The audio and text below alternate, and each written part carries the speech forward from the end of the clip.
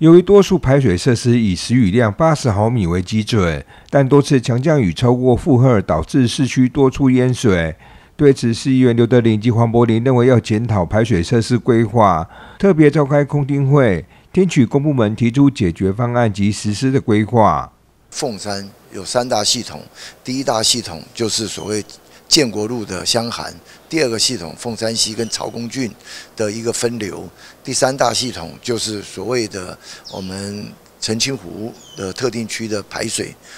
然后白甲郡到义华路经宝珠沟，那这3大系统怎么样做一个非常好的一个分流？建国路的下水道的一个箱涵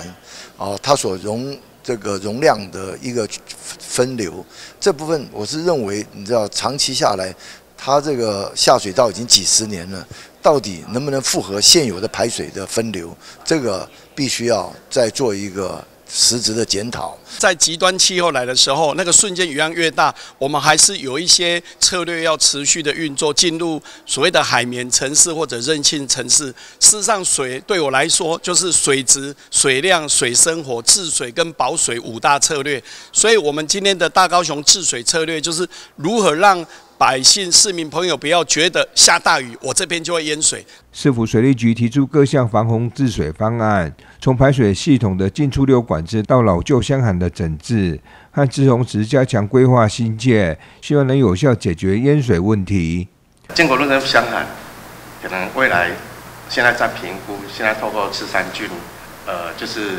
赤山的雨规的部分，现在在检讨。我们希望说这边可以再加一个就是抽水的效果。让建国路那边的箱涵可以一部分进到保卫里滞洪池来，透过抽的方式，因为建国路的下水道跟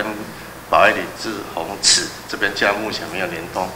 尽量分担，希望能够周边的一些学校啦，或者是公园绿地的话，它可以透过我们就是平常的就是蓄水，让我们的凤山溪的水位能够不要一下子降雨的话，它水位